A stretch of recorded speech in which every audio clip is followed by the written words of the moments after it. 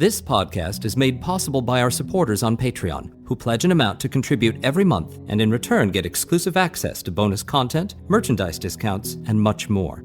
If you'd like to join our family, please go to patreon.com/Gotham Variety and subscribe. That's Patreon/Gotham Variety.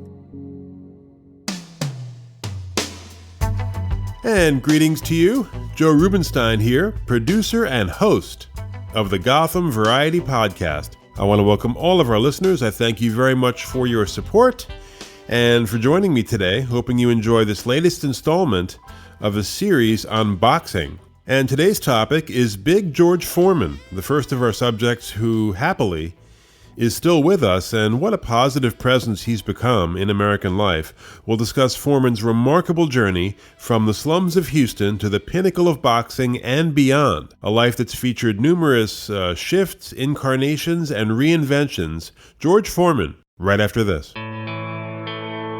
You can follow us on Twitter @Gotham Variety, like us on Facebook, subscribe to our show on Apple Podcasts or Stitcher. We're on Spotify as well. Check out our website at gothamvariety.com, where you can send us your comments and questions. And if you love what we're doing, we'd love a 5-star review on the podcast platform of your choice. Reviews and ratings help keep our show on the charts, so more and more people can find us. We are joined this week on Gotham Variety by a very special guest, Professor of Sports Management and History at Nichols College in Massachusetts, Andrew R.M. Smith, author of a great new book called No Way But to Fight: George Foreman and the Business of Boxing. Andrew, it's great to have you on the show. How are you? Thanks, Joe. I'm doing well. Glad to be here. So on your website, it says your goal with this book is to historicize, globalize, and contextualize George Foreman's life and career. So first of all, I wonder if you could just explain for the listeners what that means and talk a little about the origins of your book and what drew you to Foreman in particular. You know, Foreman is just a fascinating character with a really long public life. But in terms of, sports media, he'd really been sort of captured in snapshots over time. To historicize and contextualize sort of means to take those pictures and try to link them together. So that was really kind of the motivation for undertaking this project. In terms of choosing Foreman, it was someone that had such an interesting story that hadn't really been told yet in a complete scope.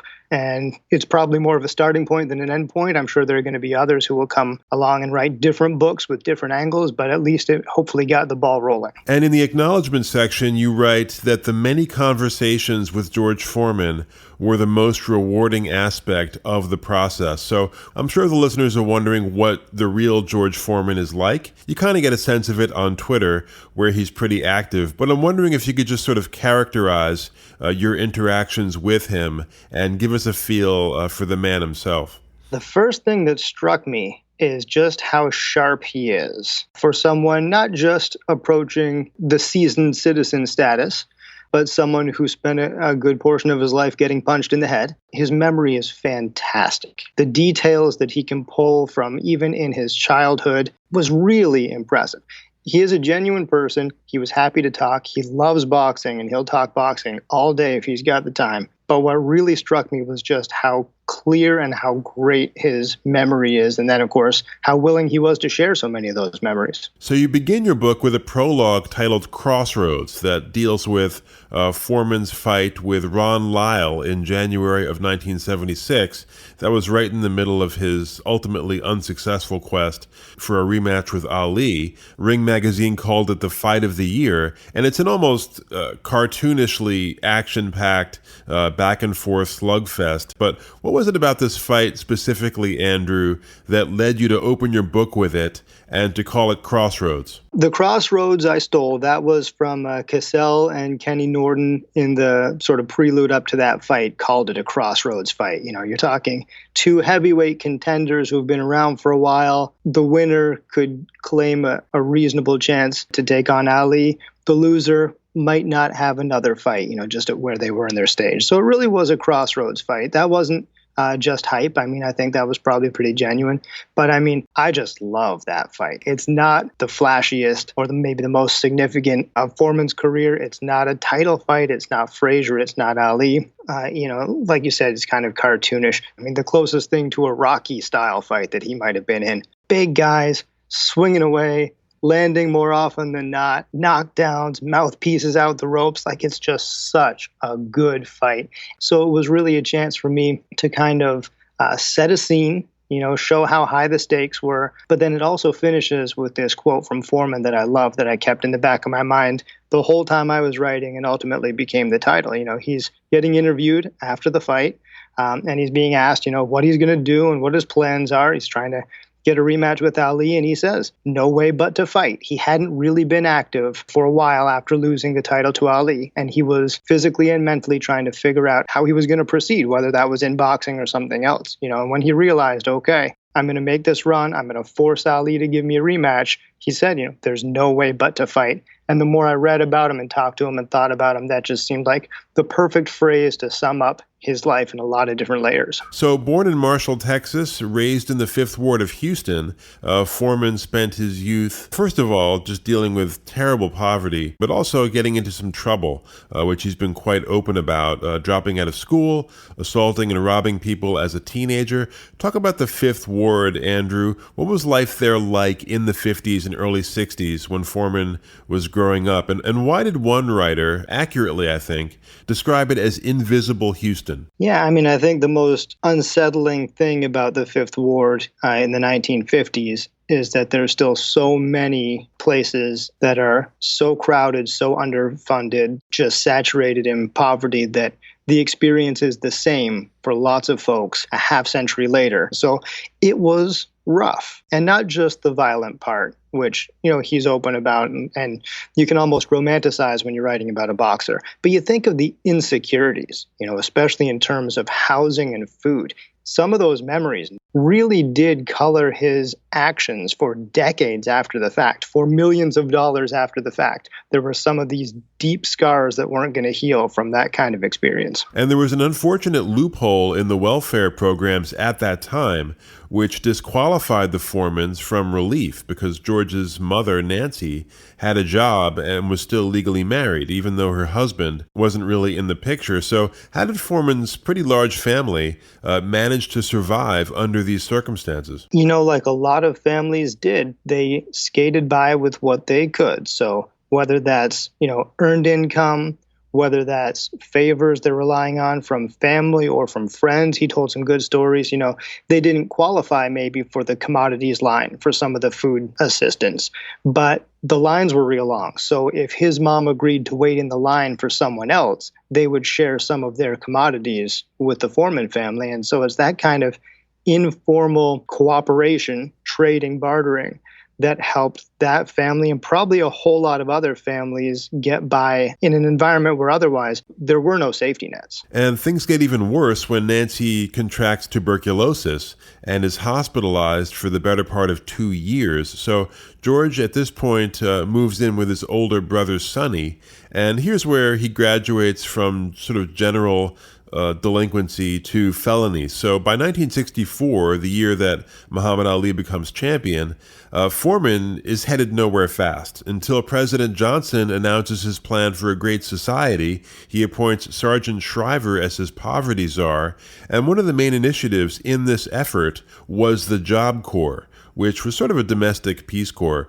Shriver had actually headed the Peace Corps under Kennedy. Talk about the Job Corps, if you would, and how did teenage George Foreman become one of its charter participants, moving to Oregon and one of the Job Corps centers there? Yeah, this was, a real bold idea at a very unique moment in time where there was a lot of inertia, both inside of government and in the populace, to try some bold ideas, to think of all of the social issues that were being confronted in the mid-1960s and say, you know what, maybe poverty is the real issue that we can try to solve. Maybe if we give everyone more economic opportunity and even create an office of economic opportunity, maybe these other problems that are so systemic will eventually be mitigated, if not resolved.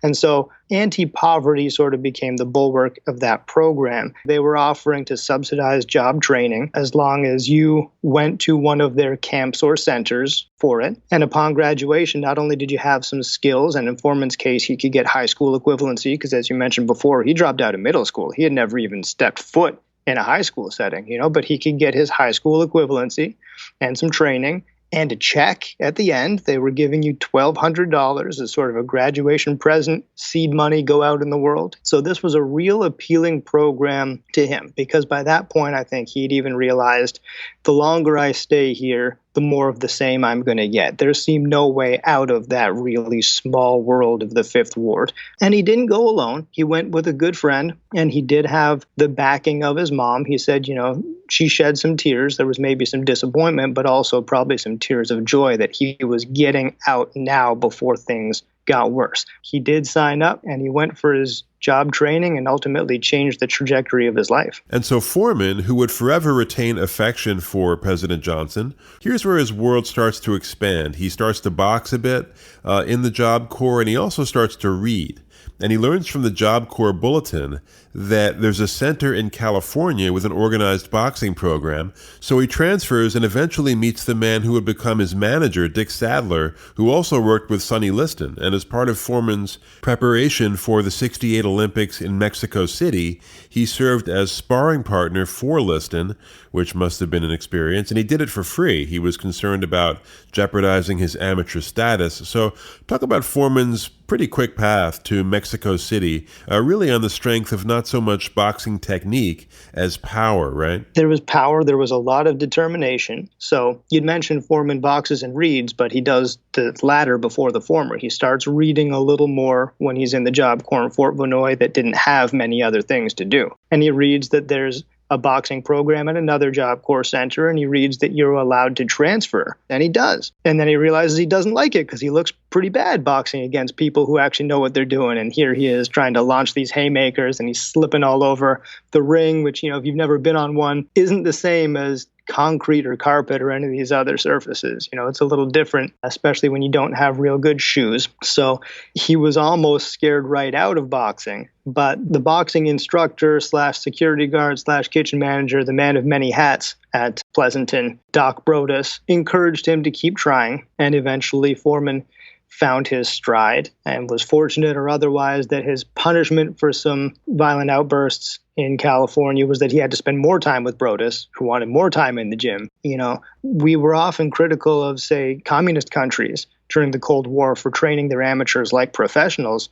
But Foreman had that experience also, where he was really doing a lot more boxing than he was doing anything else. And it put him in a position to make his move through the amateur ranks a lot faster than some other great boxers, even like Jerry Quarry or Joe Frazier around the same time. It took much longer in the amateur ranks, and Foreman really did blow through it pretty quickly. And was the experience with Liston formative, or was that just more of a sidebar? I think it was a good indication of what professional boxing is. And he did not fall in love with professional boxing. This is someone who, even after winning a gold medal, was not committed to being a prize fighter. But he had seen how Liston lived, how Liston worked. But when he talked to me about Liston, some of the things he learned from Liston were not specific to boxing, but to general adulthood. Things like getting your shoe shined and tipping the person that does it and getting a regular haircut. And, he was amazed at Liston's closet that had all of these different suits, a different suit for every day of the week, which was something that Foreman, whose early experience was predominantly clothes from donations, was really impressed by this. So there was some boxing knowledge, but also just some general adulthood knowledge that he got from that relationship with Liston and from Sadler that didn't launch him into pro boxing, but gave him kind of the tools to determine when it was time that he did want to get into prize fighting. These days, Andrew, everything, including sports, is politicized. But the Olympics, the modern Olympics, that is, have always really had that, I guess, because of their international status. And the Olympics in '68 took place during an especially fraught period in our history. Martin Luther King murdered earlier that year, Robert Kennedy after that, Vietnam, the riots at the Democratic Convention. So all this was in the air, and Foreman's first personal encounter encounter with organized politics happened during his Olympic training when a representative of Richard Nixon asked for his support, which he declined when he learned that Nixon planned to cut funding for the Job Corps. But talk about how politics manifested itself at the '68 Olympics and where Foreman fit into that. Yeah, so this is another scene where lots of people have given the snapshot. And the image that is etched in our sort of collective memories is of Foreman waving the flag after winning the gold medal, which wasn't really unique, but coming a few days after Smith and Carlos' Black Power protest, and some of the other protest movements that we shouldn't forget from those Olympics, not just from African-American athletes, but also from athletes who were under the Soviet bloc and their protests against the Soviet Union. So it was a highly politicized Olympics. As you mentioned, really, since Pierre de Coubertin, invented this modern incarnation, of course it was political because it was country against country. There's nothing not political about that. But Foreman wasn't necessarily prepared for it. When we bring the context in, you look at a teenager who is almost exclusively at this point now in the company of service members. And that's where a lot of our amateur boxers came from, the service academies. These are the people that you're looking up to and you're traveling with and you're staying with.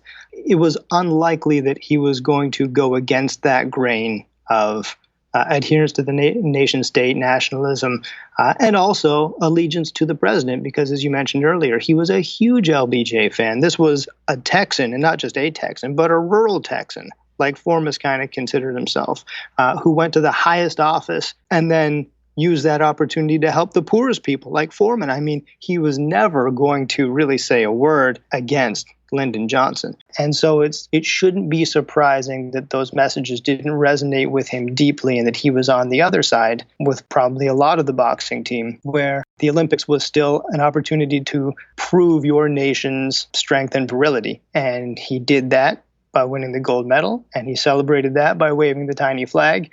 What he didn't foresee, I think, was some of the backlash that would happen afterwards. Okay, so Foreman's first professional bouts against a series of, for the most part, barely qualified opponents in 1969, the only name out of his 13 opponents that year that people might recognize is Chuck Wepner. But the word that comes to mind looking at these early fights, Andrew, is raw. Almost unprofessional at times, just very clumsy.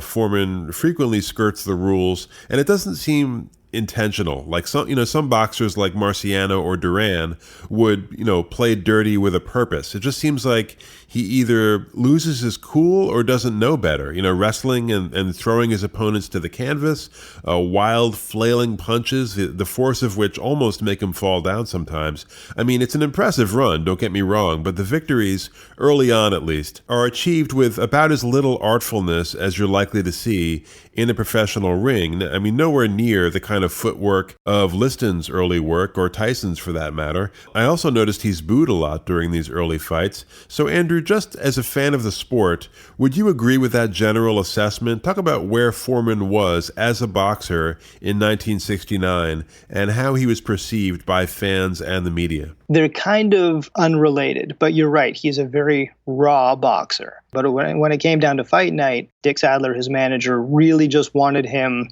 to end it with a knockout for a couple of reasons. One, he hadn't been around long enough. He wasn't a house fighter at any of these places. Remember, they were traveling the country, going to other people's places. So Sadler was very concerned that he wouldn't get a decision. But the other reason, of course, is that the more knockouts you put on paper, the better that record looks. So he was raw. Those lackluster opponents, including Chuck Wepner, which I want to say was probably just his second or third fight, those were intentional. But the booing isn't necessarily because the fights were pretty obvious mismatches, though that was part of it. But also just he didn't really have an image that was interesting or popular with a lot of Americans. He comes out of that Olympic fight, he hums and haws for a while and decides whether or not to turn pro. And when he finally does, he sort of takes that patriotic image that he still had from the fall of '68, even though by now it's the middle of summer of 1969, And he sort of wears that.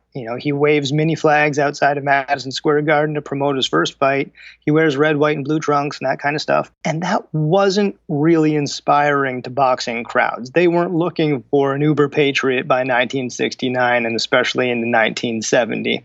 So the image didn't play well. The fights weren't that good, but they were definitely purposeful. Dick Sadler was building a paper record that could turn a young boxer into a contender as quickly as possible. Because before you look at it, 13, 14, 15, 20 straight wins, most of them by knockout, you have to take that kind of contender seriously. So one of the striking things about George Foreman is this shape-shifting ability with a number of incarnations over the years, and not just the obvious one from the bully to the born-again happy dude that everyone knows today. I was fascinated by your analysis of some of the shifts that occurred early in his career as a boxer. The first being this transition from the affable, kind of patriotic persona of 1968 into the more aloof, cooled-out style of the early 70s, modeled to some extent on the blaxploitation films and that kind of soul style from that era. Talk about this first shift of Foreman's in the early 70s. Why did he do it, first of all, and how did it look on him? He goes through and, as you mentioned, gets booed in a lot of fights. And his manager, Sadler, recognizes that too. Sadler's response is, you need to be the boss. You need to be tougher. But of course, Sadler's frame of reference really is Sonny Liston, because that's what he was working with in Liston's comeback attempt. So Foreman hears that, but he internalizes it a little bit differently and a little bit more him. He wasn't just going to be Sonny Liston, who was almost silent. He was going to be, a little more reticent, but cool. And that's why, I try to compare it to the blaxploitation genre, which is starting up around that same time. Because if you look at those characters, they're often anti-heroes.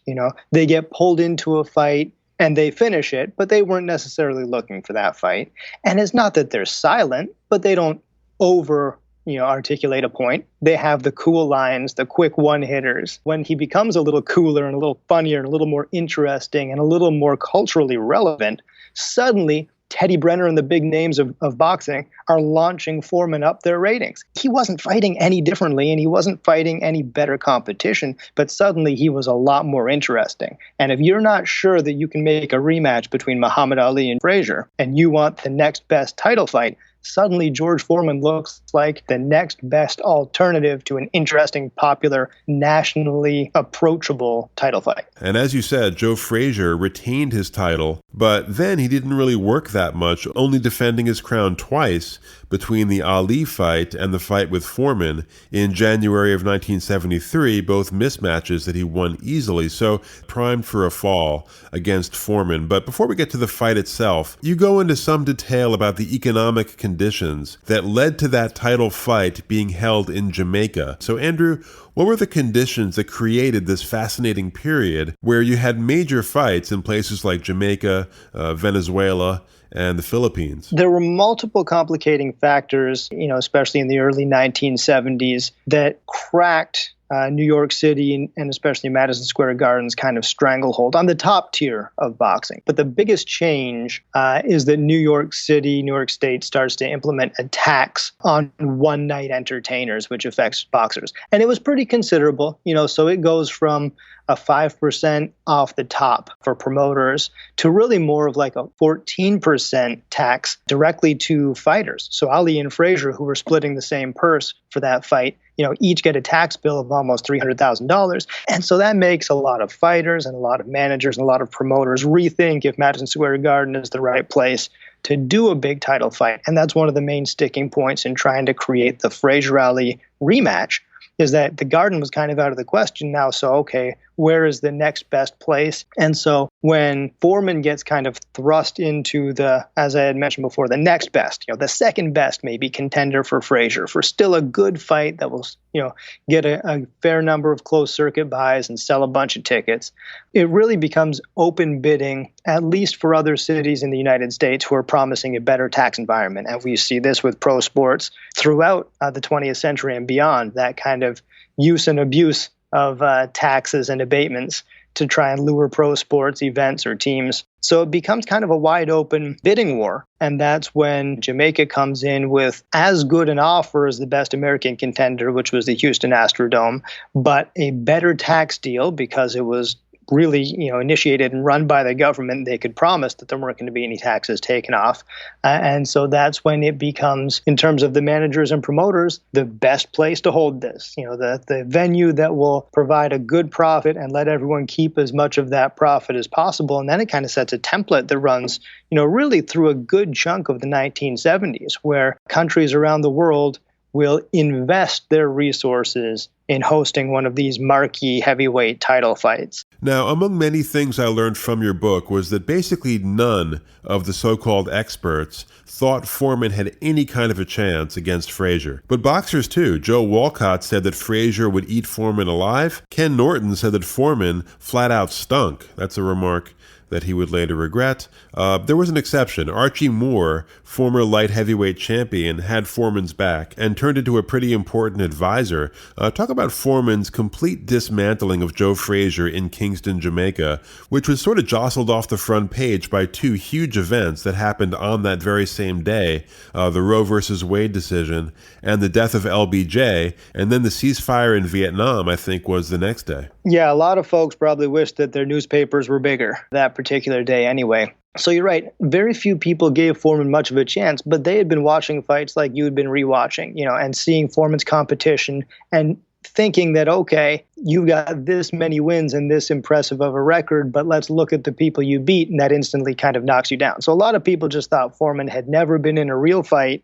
Joe Frazier only has one speed. Every fight with Joe Frazier is a real fight. So I think a lot of the experts were basing it on we know Frazier has fought the best and come out. We haven't seen George Foreman fight anyone. It's hard to envision him taking Frazier's best shot and then sticking with it. They were proved wrong pretty quickly. And like you'd mentioned, Frazier's training had been suspect, and a few people even inside of his own camp could see how Frazier was letting his training go and letting all of the newspaper reports kind of embolden him to think that this wasn't much different than his last two against Ron Stander and Terry Daniels, which were, tune-up bouts that weren't very good. But when Frazier comes out in the style that he has, his height and the stance that he takes happens to be right about the angle and the level that Foreman liked to throw those kind of uppercut hooks. So Frazier, as I said, got soft as a champion, but Ken Norton, who was not a champion, but proved himself more than worthy by beating Ali a couple of months after Foreman beat Frazier. He was an absolute specimen, ex-Marine, tough as they come, but Foreman's defense against him, I said this to you off the air, I don't think this fight gets the attention it should.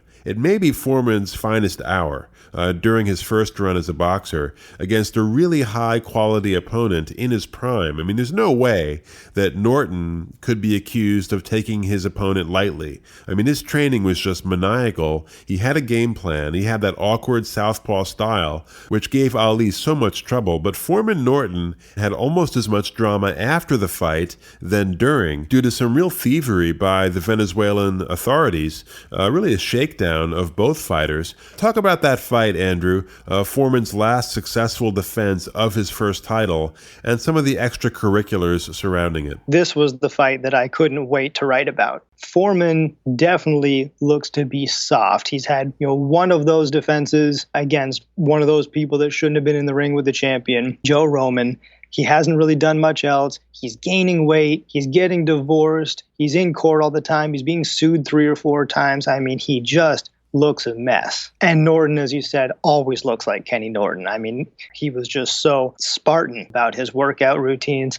So you have that build up to where a lot of sports writers had talked themselves into a Norton upset as almost the most likely outcome. It was hard to see how someone could work so hard and a champion could let it go so bad. And then they get in the ring, and it's one of those classic cases where you've got your plan until you get hit in the mouth. I think that was a Mike Tyson quote. And once Foreman finally connects with Norton, Norton gets shook, and he makes the same mistake Frazier made in Jamaica, which was trying to get up too quick and get back in the fight instead of taking some time and regrouping, because you'll notice Foreman, the first incarnation of Foreman, is always ready when the opponent gets back up. I mean, he's waiting for the restart. He hits that restart faster than maybe is legal in some fights. And so it doesn't last long, and it's it's a terrible mismatch. But the fight continues with this Venezuelan government because this is an incident where a foreign government got the rights to host this fight, and then the government turned over in the middle of the process. And the new president made some concessions, like putting the fight on free TV, that you could kind of see maybe he wasn't going to live up to all of the things that his predecessor had promised.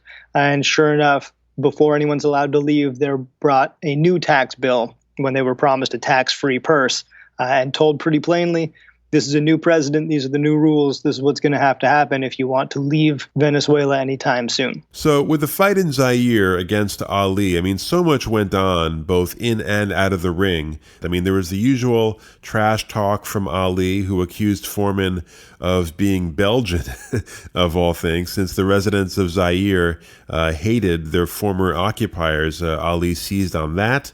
There were also some ill-advised threats of cannibalism from Ali. There was the costly delay because of that cut sustained by Foreman during a sparring session. So that fight was actually pushed back a month to October of 1974. Now, there had been a kind of buildup of hostility between Ali and Foreman dating back to around 1971, which led to a kind of bizarre incident that I hadn't heard of at a boxing writers' dinner in New York 4 months before the fight. So before we get to the fight itself, talk about the escalating back and forth between Foreman and Ali before the Rumble and what happened at that dinner. When you read it in the papers, it's very striking that at a meeting of the Boxing Writers Association of America, an award ceremony, it's in the Waldorf Astoria, and then you find that Foreman and Ali got into a physical altercation. Foreman ripped Ali's jacket off. Ali started throwing drinking glasses. It seems crazy. And this is one of those times where the interview changed my perception quite a bit, because when you talk to Foreman about it, the animosity wasn't the same as Joe Frazier and Muhammad Ali. Joe Frazier, he really took it to heart, the things that Ali said to him and about him for years. Foreman, not so much. And so he's telling me, he's getting frustrated, sure, with some of the things Ali says. His angle for a while was just not to engage with it. He doesn't show up to press conferences. He's not going to try to get in the weeds with Ali. He doesn't need to. He's the champion. He resented having to do anything except be the champion. But he knew that he wanted to get in Ali's head a little bit. And he'd been told by some other people like Ernie Terrell how Ali tried to play psychological games. Not just him, but also the Nation of Islam would have people show up to your apartment and not threaten or take or steal, but just come in and move things and touch stuff and not say a word. You mean while he was there at the apartment? Yeah, that's what Ernie Terrell told Foreman. Oh, that's creepy. And so Foreman's thinking, okay, well, I have to do something to get into Ali's head if this is the way it's going to be. And he knew that Ali wore cheap suits. And so he knew when he got the chance, he was going to try to take the back vent of an Ali suit jacket and just rip it. He thought he probably could. And he told people that this is what he was going to do. And so Ali, for whatever reason, is sort of made the toastmaster of this awards dinner, which is, it's all going to Foreman because it's for 1973. Foreman gets every award. Foreman's manager gets every award. He cleans up. So it's like a night-long tribute to Foreman, except then Ali comes and does a roast at the end. And so Foreman finally just goes up and just takes the awards. When Ali tries to tap him on the shoulder and get his attention, sure enough, Foreman goes right to that move that he had planned, and he grabs the vents and he rips the jacket. But he said what he didn't foresee, what he couldn't imagine, was Ali's reaction. It wasn't just hooting and hollering and yelling. It wasn't pushing. And, Ali briefly tried to do the same thing to Foreman, but Foreman was wearing a nicer jacket, so it didn't work. But when Ali starts, breaking glass all over the room, Foreman's like, well, I'm out. He didn't have that same kind of anger towards Ali, and Foreman recognized this is a promotion and you want to draw people in and you want to make it interesting. But he, like a lot of other people, didn't realize the lengths that Muhammad Ali could go to win the psychological games and to sell some tickets. Jimmy Cannon, the sports writer for the Daily News, famously called boxing the red light district of sports.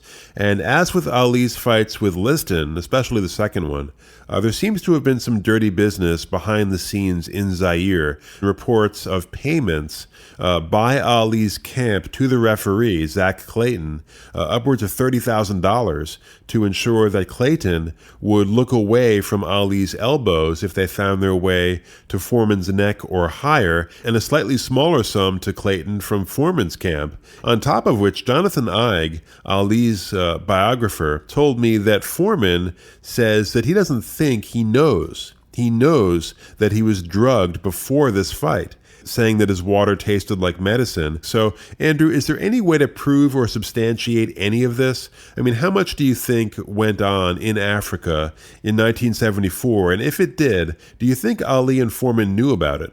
Boxing is one of those sports where literally any event could have been fixed or at least influenced one way or another. The red light district, that was Jimmy Cannon, I think, being polite. It is Thunderdome of sports. So yeah, Foreman is very convinced the water was drugged, and he said that shortly after that fight, and he said it multiple times over the years. He's pretty convinced that his corner gave him bad advice, that they were telling him to stay down until it was 10 when they should have been telling him to get up, that they saw the rope-a-dope going on. And remember, Archie Moore's in the corner. Archie Moore did the rope-a-dope before Ali did rope-a-dope, and anyone called it rope-a-dope. So Archie Moore should have been pretty quick to see what was going on. But instead of advising Foreman to relax because of what was going on, they're telling him to up the tempo, go harder, go faster, in the middle of a real humid night on the precipice of monsoon season in Central Africa seems like a bad idea. So short answer, we'll never, I don't think, be able to prove what did or didn't happen. But it's boxing. So the most likely outcome sometimes is that there was some foul play involved. I mean, under different conditions, without that delay of a month, in an arena with a reasonable ring temperature, I think in Zaire it was like 86 degrees,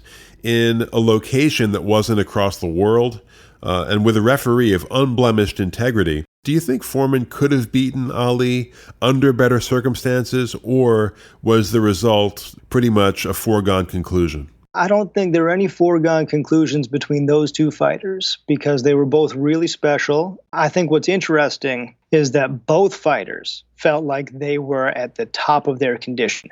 Ali said he had trained harder for that fight than he'd ever trained before. Foreman's telling me, his rhythm was perfect, and he thought that was the most important thing. Ali is sure he's going to regain the title. Foreman and his group are actually afraid that they're going to kill Ali, that they're going to hurt him so bad, potentially, life-threatening injuries. They both feel like in September they are at the pinnacle of their careers, and then the cut happens. Bill McMurray, catches Foreman's eye with his elbow, and they take this month-long delay. And in that month, Ali is diagnosed by a Nation of Islam doctor as, hyperglycemic, and he needs to eat more sugar, which has the same effect as most of us, in our 30s if we eat more sugar. So Ali gets, he gets a little softer physically. Foreman's not allowed to spar. So the only thing he can do is run. And he's telling me, he starts dropping weight and his clothes don't fit, but he can't do anything. So all of a sudden by October, they're both in really poor shape, physically and mentally. They're not at the top of their game. And I do think that that's an instance where if anyone is going to win at a low point, I'll pick Ali to win at a low point over most fighters trying to win a match at their low point. No doubt. So shocked and humbled by this loss and needing cash badly with multiple children and paternity suits, the holy grail for Foreman becomes a rematch with Ali. He keeps himself in the public eye by appearing on talk shows, game shows. There was that guest appearance on the $6 Million Man, which I saw as a kid. Then there was that bizarre exhibition in Toronto in April of '75 where he fought and beat 5 guys in one night, which a Chicago reporter compared to the disaster movie craze. But the final straw was the Jimmy Young fight in March of 1977. Young was a very awkward counterpuncher who had lost a decision to Ali a year earlier that many thought he should have won, myself included. So before we get to what happened inside the ring and then in Foreman's dressing room afterward, how was this fight viewed by Foreman and his camp? If you want to understand Foreman's comeback in the late 80s and through the mid 90s and that sort of transition, you have to look at 1975 when he decides, okay, I'm coming back to win the title. He had taken a year off and he wasn't sure if he was going to keep fighting. So I'm going to win the title. I need to get a rematch with Ali, but I'm not going to do it being that kind of, more reticent, more callous, more sullen character he had been the last year as a champion. So he is willing to do more. 5 people in one night. That was a Jack Dempsey shtick, and you got to remember Foreman is working with Sadler, had worked with Sadler, who was a protege of Doc Kearns, who was Dempsey's manager. So there's a direct link, to the Dempsey camp and Doc Kearns, said, okay, I'll fight 5 guys in one night. Okay, I'll do every talk show, every game show, everything I can do on TV. I'll go to Reverend Schuler's, before it was the Crystal Cathedral, I'll go to his church and I'll talk to Christians.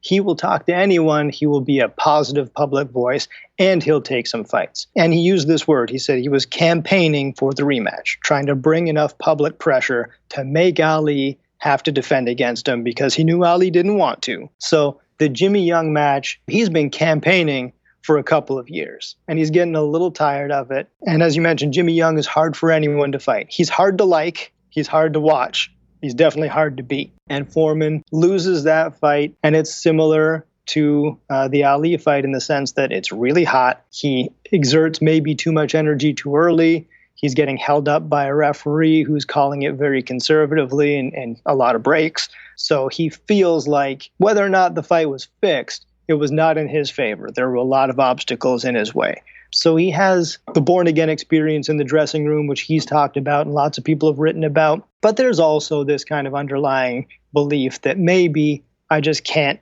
beat all of the forces at work here. And he had already talked before that fight about it's not what age you retire at, it's at what income, and I'm not going to be a fighter for life, and I'm not going to do this for too long. And so he had laid some seeds for retirement. And so by Mother's Day of 1977, he is retired. And of course, no one believes it, and everyone expects him to be back. And it took a lot longer for him to come back than most of those boxing writers thought. And I'm curious, with that religious experience in the dressing room, how did Foreman characterize that episode to you? I mean, was there any sense on your part that it was contrived, or is he pretty much rock solid to this day that he had an actual metaphysical experience in that dressing room in San Juan? So there are some questions where he has answered them a little differently over the years, and not to say that he's lying or hypocritical, but just some of those questions he's answered one way. If I asked him, he might answer a different way, or a story he's told a little differently over the years. But this is one where he tells it the same. He's pretty consistent, that he felt like he was dying, which, yes, could be also consistent with symptoms of heat exhaustion or a concussion. But he felt like he was dying. He was pretty sure he was about to die, heard God, saw God, felt God in him. And this is someone who, hadn't been overly religious before, but certainly was exposed to a religious climate. I mean, you'd seen him mentioning thanks to God and Jesus, especially in Houston newspapers when he was young. I think the papers he thought his family might be more likely to read. He knew at least the Christian religion. And so after this experience, he becomes very sure that there's something more out there that wanted him or needed him or spoke to him, and he was going to follow that voice instead of some of the other voices he had been hearing, which, were people like Don King, who he'd been working with for a few years. So Foreman becomes a committed evangelist, preaching not just in church, but in prisons as well, also on the streets of Houston. So do you get the sense, Andrew, as I do, and this may be hard to answer because it's so subjective, that this version, let's call it Foreman 3.0, devout, relentlessly positive, that this is the closest to the real George Foreman? Because to me, whatever his violent past in Houston, that menacing pose of his earlier career seems kind of derived from Liston, who was an actually scary guy. Not that Foreman wasn't, but it's funny. Looking at that first fight against Frazier again, I noticed that Foreman totally breaks character afterward in the ring. It's almost like a foreshadowing of version 3.0, smiling, thanking God, talking about the good works he wants to do. Would you agree, Andrew, that this final shift is where the gears finally click into place for George Foreman, and he becomes who he is, so to speak? I would say this is much closer to the kind of person he would have wanted to be. I mentioned a while ago about the insecurities that he grew up with, and when you're that insecure and that vulnerable, you can't always be how you want to be or act how you want to act. And he was putting on a lot of masks, and, a lot of kids and a lot of teenagers in a lot of places do the same thing. By the time the 1980s roll around and he's out of boxing and he's found some comfort in a new calling as a minister, I think he does start to just let himself be a little more vulnerable. It's not an easy transition. He tries a few churches. It takes a while before he finds one that sticks. And then that church, there's a scandal between, the reverend who was also kind of his mentor, that really shakes Foreman's belief in him, not in the religion, not in the church, but in the person. So it's still kind of an uphill battle. But when he comes out the other side, and especially when he gets back into boxing, you see someone who is funny and gregarious and self-deprecating, and that sure feels more genuine to him. And so maybe he just wanted to be that open and vulnerable all along. He just needed to be comfortable enough to allow himself to do that. That's well said. So obviously the comeback in 87 was about money. I mean, he didn't want to end up another Joe Louis who spent his golden years sort of broke and in debt and compromised in a variety of ways. But Foreman, substantially heavier than he was in the 1970s, works his way back by essentially repeating the formula of 1969, just destroying a bunch of, for the most part, nobodies. The stated goal is Tyson, but Tyson loses the crown to Buster Douglas and starts his downward trajectory. So the first title shot of Foreman's second career is against Holyfield in April of 1991.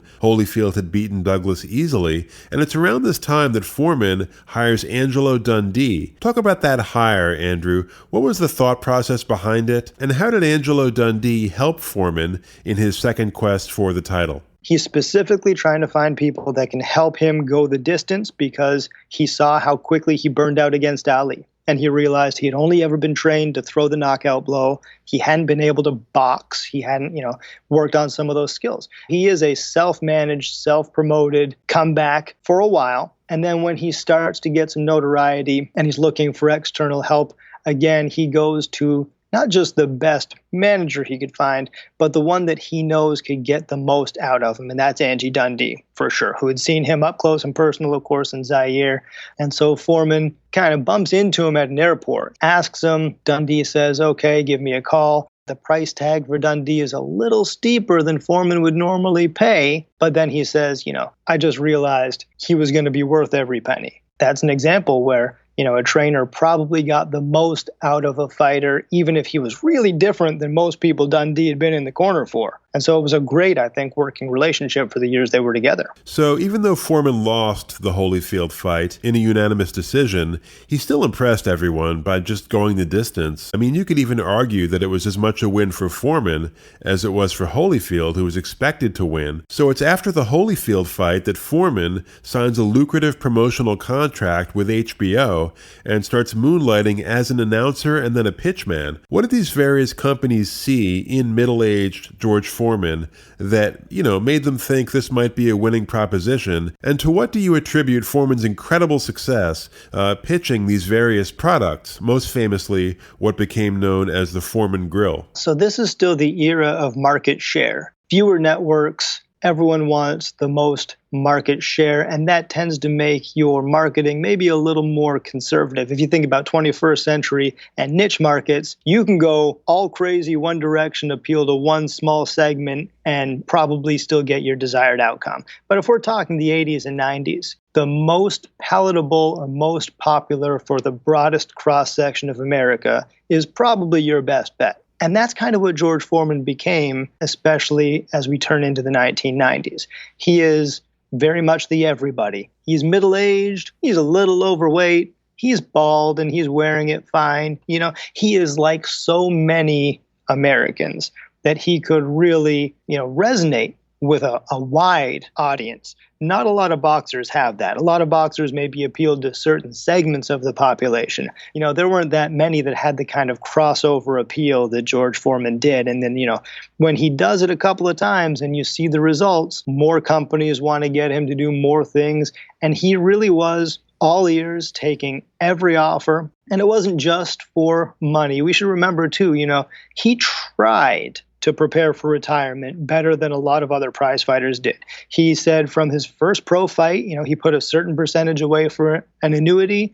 By the time he retired, he still had a good income for the time. It's just that the number of projects he wanted to take on, specifically his own church and his own youth center, exhausted that annuity, and that's when he ran out of cash and needed to come back. So he's not taking all of these commercials just for cash, but also for notoriety, because he knows, like in the mid-70s, he really needed to campaign to put public pressure on these champions like a Holyfield to give him a shot. And commercials, endorsements, was an important way to do that. He said he was on TV so much, his kids didn't call him Dad, they called him George, because he was always on TV and people were always calling him George. And George's crowning achievement as a boxer comes at the age of 45 when he knocks out Michael Moorer, who had beaten Holyfield after Holyfield regained the title from Bo. So Foreman regains his title 20 years after he lost it to Ali.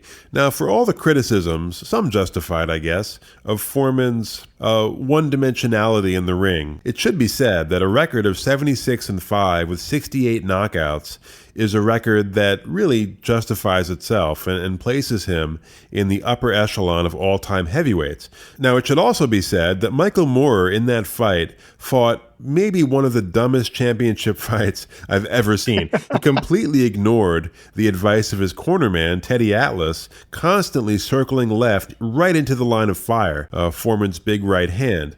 Now, it should also be said that Moorer survived doing this for almost 10 full rounds and was probably winning on points, but in the 10th, he gets caught with a huge right hand right on the point of the chin, and down he goes. Talk about Foreman's approach to this fight. And I'm also curious, having spoken to him, which do you think meant more to Foreman? The title victory in 73 or the second one in 94? So this is finally the part of the book where we get to stuff that I actually remember happening. I was about 12 when Foreman beat Moorer. And I think I just swallowed the meta-narrative that a lot of people did of, that one lucky punch. When I talked to him about that fight, though, the amount of detail and training he had put in to preparing for Moorer, because you forget in between Holyfield, which he exceeded expectations, and the Moorer fight, which is obviously its own iconic moment, in between those, he loses to Tommy Morrison in a title-ish fight, maybe the third or fourth in the alphabet soup, but it would have been a title nonetheless, where he's favored to win over a fighter that people really didn't have a great deal of respect for, and he manages to lose. Yeah, I was really surprised by that loss to Morrison. Yeah, even his friends and advisors are saying, okay, is this the end? So when the Moorer fight comes up, and remember, he's got to fight a little bit to keep that appointment because there were some people who wanted to call it off, that it wasn't competitive enough or whatever, and he managed to successfully file an age discrimination lawsuit that actually kept this fight going. He gets this renewed determination. He really did want to win a title. He didn't care which one, WBC, WBA, WB, WTF. He would take any title. So he puts a ton of effort into training for Michael Moorer. And one of the things he told me, Mike Tyson had said something about getting a water bag instead of a sandbag to keep your hands fresh. Foreman gets a water bag, realizes you can't see your indents. He's used to, punching so hard he sees his indents in the heavy bag. And so he can kind of measure his accuracy. Well, now he's got to draw a face on a water bag. So he's trying to draw Michael Moorer's face on a water bag and hit the same part of the face every time. But he's doing it with purpose. He wants to lighten up his jab and hit that right straight.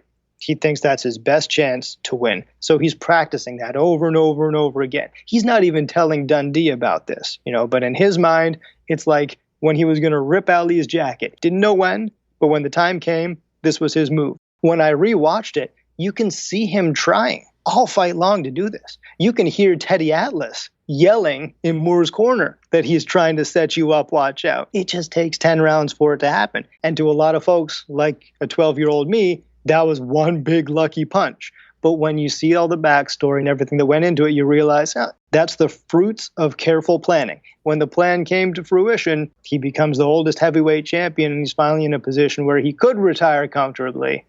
He's just going to hold on for a little while longer. Yeah, it's always tough for a champion to walk away. Okay, final question, Andrew. Given the fact that George Foreman came from literally nothing and won, first of all, the Olympic gold in 1968 with really no amateur career to speak of, then the heavyweight crown at the age of 24. given the fact that he regained his title in his mid-40s, oldest heavyweight champ in history, as you said, given the fact that he seems to have retained his health mentally and physically despite 81 fights, given the fact that he appears to be set for life financially, and finally, that he's managed to retain his faith and his positivity despite some major difficulties, including his daughter's tragic death last year. So, Andrew, could it be argued that George Foreman is maybe the greatest overall success story in the history of boxing? I think it would be hard to argue against that when you weigh all of the roadblocks and all of the landmines that face prize fighters. Remember, in a decentralized, deregulated, no union protections like a lot of other pro athletes, all of the things that prize fighters don't have. For someone to successfully navigate that, not once but twice, a couple of pretty long careers, and still have his health and his wealth and his wits, and not just a positive attitude, but a love of boxing. This is still someone who didn't want to talk about maybe a lot of the other things I wanted to ask about, but always wanted to talk about boxing. His faith in a sport that is so cruel to so many really is impressive. So it would be hard to argue that anyone else had as successful a life in boxing as George Foreman. The book is called No Way But to Fight: George Foreman and the Business of Boxing. Pick it up. It's a really absorbing, deep dive. I learned so much about not just Foreman himself, but the kind of nitty-gritty of the fight game behind the scenes during its last great era. Andrew, amazing work. Thanks so much for being part of the show. I really appreciate it. Thanks, Joe. It was my pleasure. All right, we'll come back. More Gotham Variety in just a moment. Your feedback is important to us. On Twitter, @Gotham Variety, on our Facebook page, or you can email the program, joe@gothamvariety.com. Really, however you'd like to engage with us, we love engaging with you. And if you'd like to join our family and get exclusive access to bonus content, please go to patreon.com/GothamVariety and subscribe. And that'll do it for this week's episode of Gotham Variety. Don't forget to check us out and subscribe on Apple, Stitcher, or Spotify so you don't miss a single episode. Thanks so much for joining us. Take care, and I'll see you soon.